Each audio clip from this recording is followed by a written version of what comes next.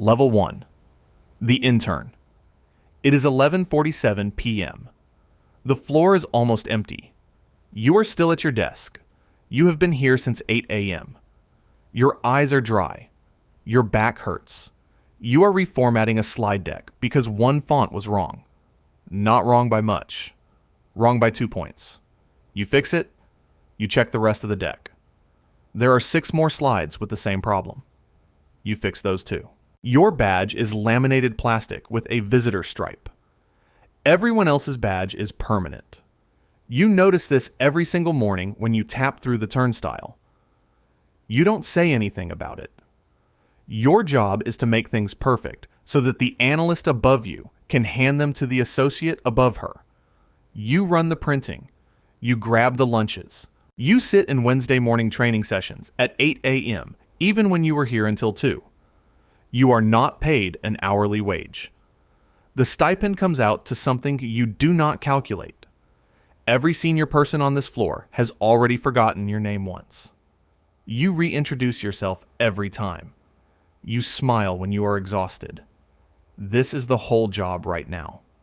The offer decision happens in week 8. Everything before that is the interview. Week 10, they call you into a glass room. You get the offer. Your hands are shaking. You don't show them that. Level 2. The first year analyst.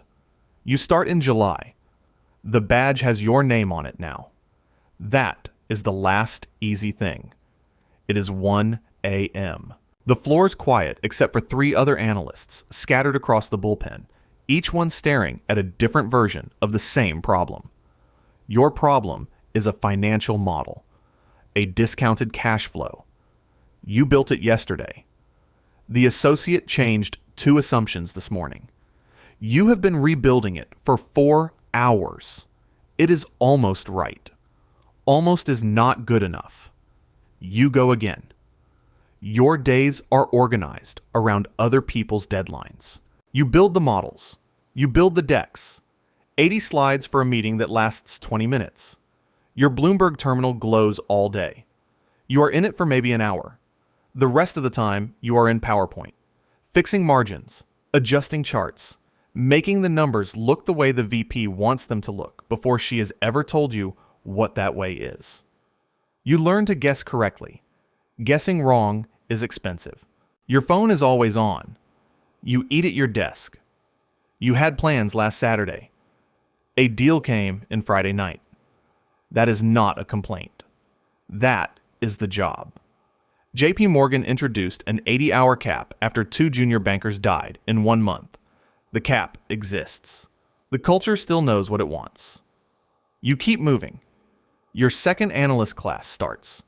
You show the new ones the model templates. You feel like a veteran. You are 23. Level 3. The associate. You have a red pen now. That is how you know something has changed. You sit in a conference room at 9 p.m. with a printed spreadsheet and you mark it up. The analyst built it. You are the one who checks it.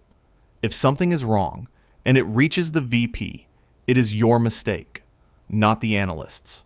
Yours. You approved it. You learned this once. You do not forget it. You write the narrative now.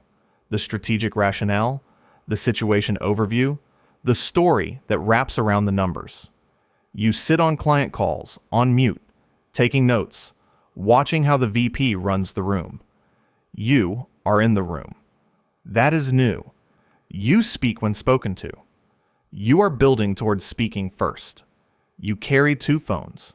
One for the analysts sending questions up. One for the VP sending demands down. They go off at the same time, often. You answer both. The VP delivers the deck to the MD. The MD says it was strong. The VP tells you.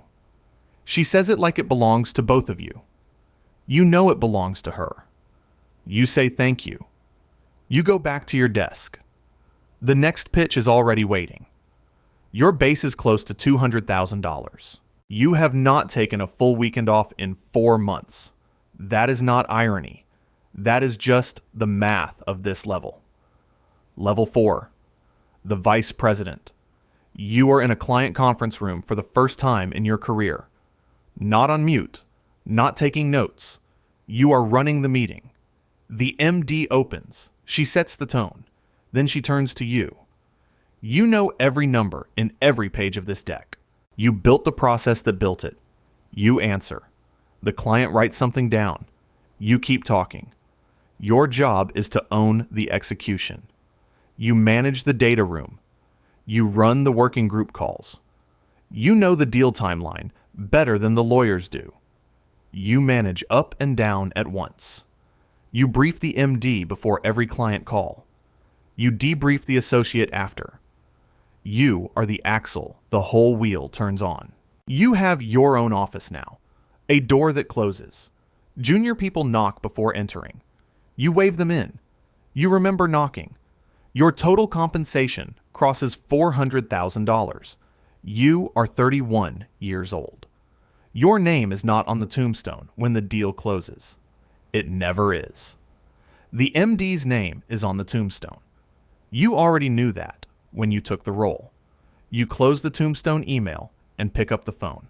There is another deal. There is always another deal. The MD pulls you aside at the closing dinner. She says you ran that one. She says she is going to recommend you. You do not sleep that night. But for the first time, it is for a good reason. Level 5. The executive director. You have your own office with a window. You have been here 15 years. You know it, by the way. The light comes in. 3 active deal processes are open on your desk right now. 3 different teams. 3 different timelines. 3 different sets of people who are all waiting on something from you. You move between them the way you once moved between slides. The difference is that these are not slides. These are companies. These are careers. Every decision you make has someone's name attached to it. You are starting to call CFOs directly now. Without asking, you add them to your phone under their first names. That is a small thing. It is not a small thing. You manage VPs. You see the ones who are burning out. You see it early because you lived it.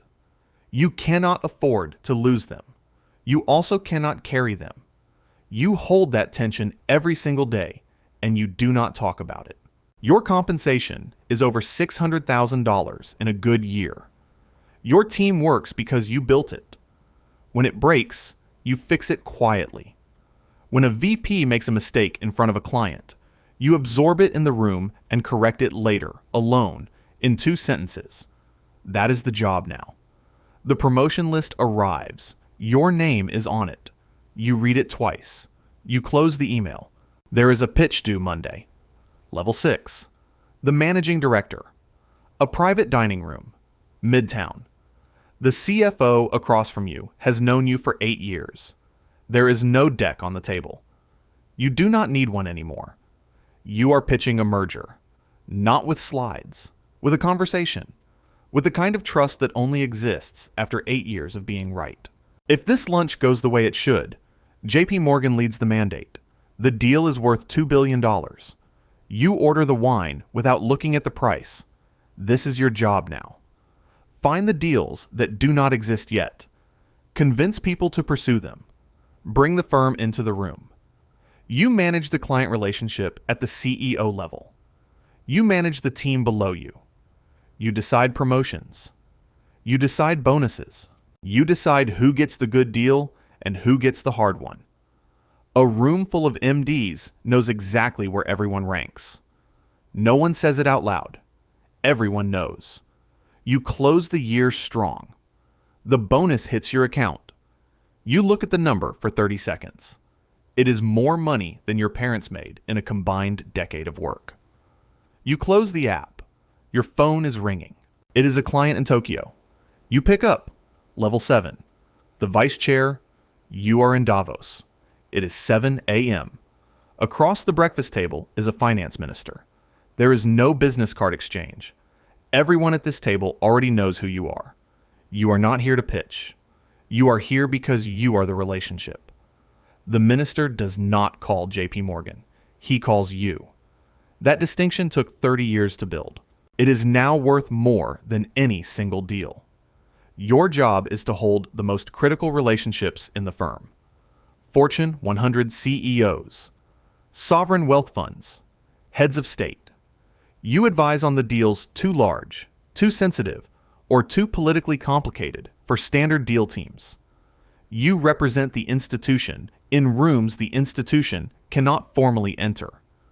You report directly to the CEO. That is 4 words that contain an entire world. You have leverage over the firm. Your clients might follow you if you left. JP Morgan knows this. You know this. Neither of you says it. The leverage is real. The leverage is also your leash. You are valued, and you are held in equal measure, and the line between those two things has not been visible to you in years. You take the finance minister's card anyway. Force of habit. The list is never finished. Level 8, the operating committee. The morning review starts at 7 a.m. 12 people in the room. Each one runs a division. The agenda is 1 page, single-spaced. It covers every major risk position, every regulatory concern, and 3 strategic decisions that will not appear in any press release. You are deciding whether to hold a position on a sovereign debt situation. If you are wrong, it is front-page news in 6 countries. If you are right, no one writes about it. You make the call.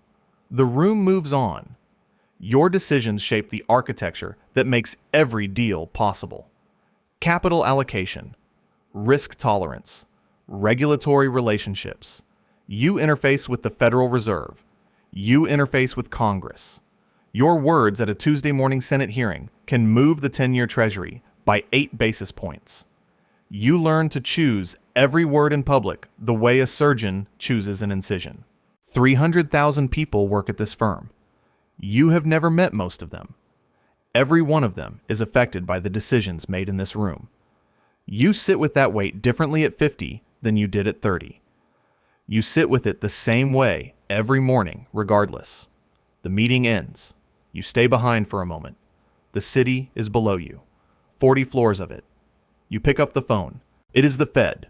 You take the call. Level 9. Chairman and Chief Executive Officer. It is 4:35 in the morning. You are at your kitchen table. 5 newspapers in front of you. You read them in the same order every day. This is not a quirk. This is how you govern. By the time the markets open in New York, you have already read everything happening everywhere that matters. You carry a handwritten list. Things to do. Things to check. Things to remember. You cross them off as you go. The list is never finished. You have kept a version of this list for 40 years. $3.9 trillion in assets. 300,000 employees across more than 100 countries. A quarterly earnings report that moves the global economy. When you speak at a Senate hearing, you are not representing a company. You are representing a position in the financial architecture of the world. You know this. You choose every word accordingly. Heads of state take your call. Central bank governors brief you privately. You have survived throat cancer. You have survived emergency open-heart surgery with 50-50 odds. You have navigated 2008. You have navigated a pandemic. You have navigated the reshaping of the global financial order, and you are still in this kitchen at 4:35 in the morning, reading the same newspapers in the same order, because the work does not stop, and you do not want it to. That is the thing they never tell you at level 1. You will love this. That is the cage. The newspapers will land on your doorstep every morning for the rest of your life, and you will reach for them before you reach for anything else. Not because you have to, because this is the only life you know how to live.